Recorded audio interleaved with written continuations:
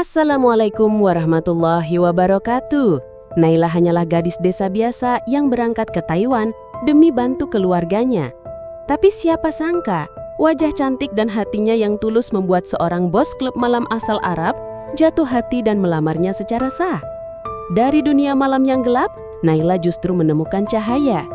Kini, ia pulang kampung bukan hanya bawa uang miliaran, tapi juga membangun rumah untuk anak-anak yatim. Kalau kamu pernah dengar kisah seperti ini, tulis di kolom komentar ya. Selamat datang di Vega Story. Ayo sayang, tekan tombol subscribe itu. Naila adalah anak bungsu dari keluarga sederhana di daerah Serang, Sulawesi. Sejak kecil, ia dikenal lembut dan penyayang terutama kepada anak-anak yatim di kampungnya. Ayahnya sudah lama meninggal dan ibunya hanya penjual sayur keliling. Mimpi Naila sederhana, ingin membantu ibunya dan suatu hari membangun panti asuhan kecil untuk anak-anak yatim. Namun impian itu butuh uang, banyak, sementara kondisi ekonomi keluarga terus menurun. Saat itulah Naila mendengar kabar dari tetangga tentang kerja ke Taiwan. Kerja rumah tangga, tapi gajinya besar, bisa bantu ibu, kata tetangganya. Tanpa pikir panjang, Naila mengurus semua dokumen dan berangkat ke Taiwan lewat jalur resmi. Di bandara, ia memeluk ibunya erat, menahan tangis. Doain Naila ya bu, biar bisa pulang bawa rezeki, katanya. Dalam hati ia bersumpah akan pulang membawa perubahan. Taiwan tak semudah yang Naila bayangkan. Di hari-hari pertamanya sebagai asisten rumah tangga, ia harus bekerja dari pagi sampai larut malam, mengepel, mencuci, menjaga anak, dan terkadang disuruh mengurus toko kecil milik majikan. Namun Naila tetap sabar. Ia tahu semua ini demi ibunya di kampung. Hingga suatu malam, Naila bertemu sesama TKW bernama Meli saat sedang belanja kebutuhan dapur. Meli lebih dulu di Taiwan dan bekerja di klub malam. Naila, kamu cantik. Kalau kerja di tempat aku, sehari bisa dapat gaji sebulan kerja rumah tangga, katanya sambil tersenyum. Naila hanya tertawa kecil. Kerja apa, Mei? Meli menjawab pelan. Temeni tamu minum, nggak yang aneh-aneh kok, aman. Naila tak langsung tertarik. Tapi seiring waktu, tekanan makin berat. Ibunya di kampung sakit keras dan butuh biaya besar. Rumah juga hampir disita karena utang lama. Gaji ART jelas tak cukup. Dalam keadaan terdesak, Naila menghubungi Meli. Aku mau coba, katanya. Malam pertama bekerja di klub membuat jantung Naila berdebar kencang. Lampu temaram, musik keras, tamu-tamu bermata tajam. Semua terasa asing. Tapi Meli terus menyemangatinya. Tenang, tamu cuma duduk, senyum, dan temani mereka ngobrol. Naila memang berbeda. Parasnya lembut, tutur katanya halus. Tak butuh waktu lama, ia jadi primadona. Tamu-tamu berebut memesan meja yang ditemani Naila. Salah satunya adalah seorang pria Arab, pemilik saham di beberapa tempat hiburan malam di Taiwan. Namanya Sahab, tak seperti tamu lain. Ia sopan, perhatian, dan tak pernah menyentuh Naila sembarangan. Suatu malam, ia berkata, "Kamu beda, Naila. Kamu bukan wanita pemandu lagu. Kamu gadis baik yang sedang mencari cahaya dalam gelap." Kata-kata itu melekat. Dalam hitungan minggu, hubungan mereka berubah. Sahab sering mengantar Naila pulang, membelikan pakaian mahal, bahkan menyewa apartemen untuknya. Di luar dugaan, ia melamar Naila secara siri. "Aku ingin kamu jadi istriku, bukan sekadar wanita klub." Naila sempat ragu. Tapi ia merasa inilah takdirnya. Ia menerima lamaran itu dengan satu syarat. Ia ingin membantu ibunya dan kelak membangun rumah anak yatim di kampung. Setelah menikah, hidup Naila berubah total. Ia tak lagi bekerja di klub. Fokusnya hanya belajar agama, memperbaiki diri, dan mengelola bisnis kecil yang dibantu oleh suaminya. Sahab mendukung semua niat baiknya. Namun kehidupan itu tak selalu mulus. Banyak teman sesama TKW mulai menjauh. Naila sekarang sombong. Katanya wanita pemandu lagu kok bisa nikah sama bos. Begitu bisik-bisik yang beredar. Bahkan ada yang menyebarkan foto lamanya saat di klub. Naila hanya diam. Ia tak membalas, tak menjelaskan. Baginya, cukup Tuhan yang tahu siapa dirinya. Aku memang pernah gelap, tapi bukan berarti aku tak pantas dapat cahaya. Ujarnya pada Meli yang kini sudah berhenti dari dunia malam dan bekerja di restoran halal. Satu yang membuat hati Naila perih adalah komentar dari tetangganya sendiri di kampung, melalui ibunya. Naila kerja apa sampai bisa bangun rumah megah? Pasti ada simpanannya. Kata itu sampai ke telinga Naila, tapi ibunya tak marah. Gak semua orang ngerti jalan yang kamu tempuh, nak. Yang penting kamu pulang dengan hati yang bersih.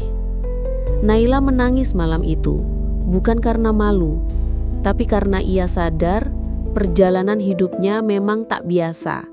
Tapi dari tempat tergelap sekalipun, Tuhan bisa hadirkan cahaya yang indah bagi mereka yang tetap menjaga hati. Duduk di balkon apartemen, memandangi langit malam Taipei yang bertabur lampu.